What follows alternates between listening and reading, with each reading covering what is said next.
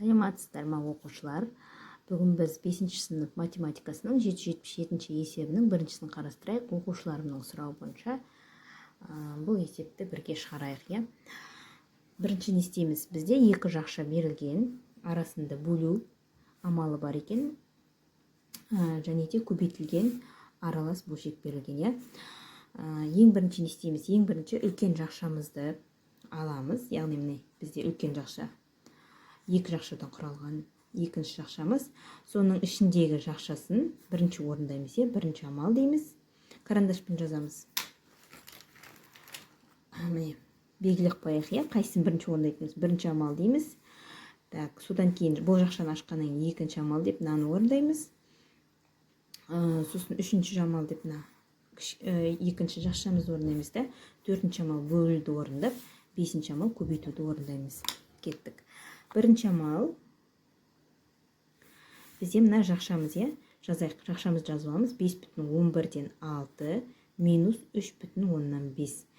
Бізде берілгенде ондық бөлшектерді жай бөлшекке айналдырып алып, амалдарды орындаңдар дейді. Яғни бізде ондық бөлшектер қайда? Бізде міне 3,5 үтірмен жазылатын бөлшекті біз ондық бөлшек дейміз. Соны жай бөлшекке айналдырдық. Мынандай жай бөлшекке айналдыруымыз қажет. Яғни мына жай бөлшегіміз, аралас бөлшегімізді жазып қоямыз. Яғни біз міне аралас бөлшегімізді жазып қоямыз бірінші. Сосын мына 3,5-ті біз ондық бөлшек, жай бөлшекке айналдыруымыз керек. 3 бүтін. Бізде бөлімінде бөлшектің 10, алымында 5 тұр. 3,5. Бізде бұл қысқарады. 5 пен 10 қысқарады 5-ке. 5-ті 5-ке қысқартсақ 1 болады. Бөлсек, 10-ды 5-ке бөлсек, бізде 2 болады.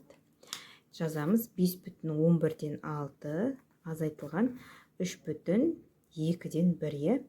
Енді біз ортақ бөлімге келтіреміз. Ортақ бөлім бізде мында 22 болып тұр, 11-ге біз 22 шығу үшін бөлімінде 2-ден береміз. 2-ге 11-ден береміз. Так, жазайық. 5 бүтін сонда бізде бөлімінде 22, алымында 2-ні 6-ға көбейтеміз. 12.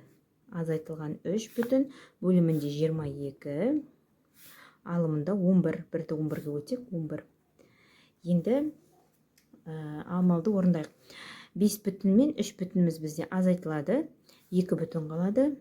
Бөлімінде ортақ бөлім бар бізде 22, алымында 12-ден азайтылған 11. Жазамыз. 12 азайтылған 11 тең болады. Сонда бізде не қалады? 22-ден 1 қалып тұр, Енді екінші амалды жазайық. Бізде екінші амал көбейту. Осы шыққан мәнді бізде мына жақшадан шықты. 2,22-ден 1-ді көбейтеміз 2,2-ге. Жазамыз. 2,2. Так, балар былай жазайық. 9 азайтылған 2,2 көбейтілген 2,22-ден 1 деп жазайық. Толық жазайық. Толық жазайық да. Сонда 9 азайтылған бізде не істейміз? Ондық бөлшекті жай бөлшекке айналдырамыз, 2,10-2 көбейтілген 2,22-ден 1. 9 азайтылған. Мұнда бізде негіз қысқарады. Қысқарып тастайық, 10 мен 2-міз қысқарады. 2-ге 1-ден келеді, 5-ден келеді. 2,5-ден 1 шықты. 2,5-ден 1 көбейтілген 2,22-ден 1. Біз көбейтуді орындау үшін біз мына аралас бөлшектерді бұрыс бөлшекке айналдырып алуымыз керек. Жазамыз. 9 азайтылған. Бұрыс бөлшекке айналдырсақ бөлімі қалады. 5 бүтін. Алымына 2 көбейтеміз 5-ге, қосамыз 1. Сонда 11 шығады, Көбейтілген бөлімі қалады 22.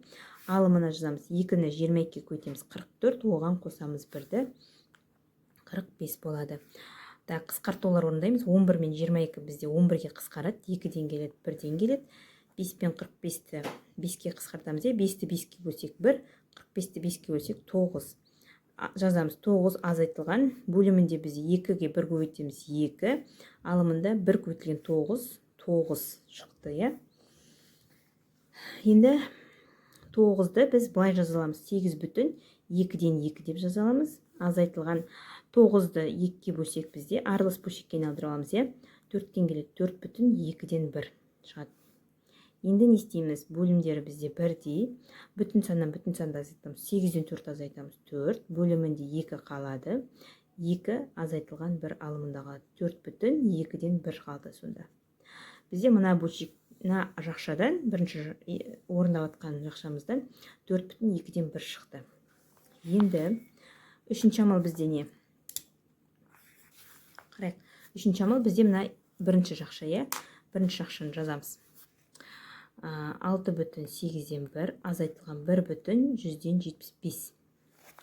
6 бүтін 8-ден 1-ді жазамыз. Азайтылған 1 бүтін 100-ден 75 дейміз. 1 бүтін бөлімінде 100, алымында 75. Бұл бізде қысқарады ғой. 25-ке, балалар. 7-ні 25-ке бөлсек бізде 3 шығады. 100-ді 25-ке бөлсек бізде 4 шығады. Не қалды сондай? 6 бүтін 8-ден 1 азайтылған 1 бүтін, ұмытып кетпейік. 4-тен 3 шықты, Енді біз ортақ бөлімге келтіреміз. 8 бен 4-тің ортақ бөлімі бізде 8,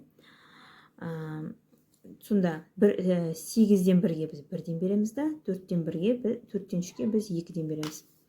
Жазамыз. 6 бүтін 8-ден 1 азайтылған 1 бүтін 2 4-ім 8, 2 3-ім 6. Так, қарайық. Балалар, бізде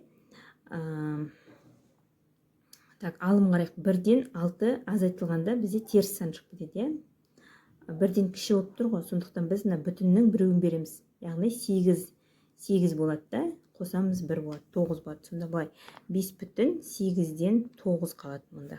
1 бүтін 8-ден 6 деп жазамыз. Біз 6 бүтіннің біреуін бердік. Біреу деген сөз ол 8. 8-ге қосамыз 1-ді. Сонда бізде 6 бүтін 8-ден 5 бүтін 8-ден 9 шығады. Амалдарды орындайық. 5-тен 1-ді аламыз 4, бүтіні қалады 8, бөлімі қалады. Енді 9-дан азайтамыз 6-ны. Тең болады 4 бүтін 8-ден 3 шығады. Бізде бірінші жақшада 4 бүтін 8-ден 3 шықты. Енді 4-ші нені орындайтын едік? Екі жақшаның бөлеміз, екінші жақшамызды 4 бүтін 2-ден 1. Келесі 4-ші амалды орындайық. 4-ші амал. Бірінші жақшада бізде 4 бүтін 8-ден 3 шықты бөлінген. Екіншісі бізде не шықты? 4 бүтін 2-ден 1, 4 бүтін 2-ден 1 тең болады. Бөлуді орындау үшін біз бұрыс бөлшекке айналдырамыз, араласты. 8 бүтін жазылады, 8 4-ке көйтеміз 32, 32-ке 3 қосамыз 35. Бөлеміз 2 бүтін 2 4-ім 8, 8-ге 1 қосамыз 9, Так, 32, 35. Енді жазамыз. Не қалады? 8-ден 35. Көбейтуге айналдырамыз. Сонда мына екінші бізде бөлшегіміз кері айналады, алымы бөліміне, бөлімі алымына түседі. 9-дан 2. Сонда не қалды бізде? 8 бен 2-міз қысқарады 4. 4 көбейтеміз. Басқа қысқаратын жоқ бізде. Алымында 35. Бөлімінде 4-ті 9-ға көйтеміз 36. Енді 5-ші амал бізде мына екі жақшаны бөліп алғаннан кейін көбейтеміз 1 бүтін 7-ден 2-ке. Жазамыз. 5-шісі. Бізде 36-дан 35-ті көбейтеміз 1 бүтін 7-ден 2-ге. Бізде аралас бөлшекті бұрыс бөлшекке айналдырып аламыз. Көбейтеміз. 7 қалады. 7 бірім 7, оған қосамын 2-ні 9 болады. Қысқартулар орындаймыз. 35 пен 7-міз қысқарады 7-ге. 7-ні 7-ге бөлсек 1, 35 7-ге бөлсек 5, 9 пен 36-мыз 9-ға қысқарады. 9 9-ға бөлсек 1, 36-ны 9-ға бөлсек 4. Не қалады сонда? Бөлімінде 4 көбейтілген 1, алымында 5 көбейтілген 1 қалды. Яғни 4-тен 5, ол дегеніміз бізде 1 бүтін 4-тен 1. Сонда бізде мына амалдың жауабы 1 бүтін 4-тен 1 екен.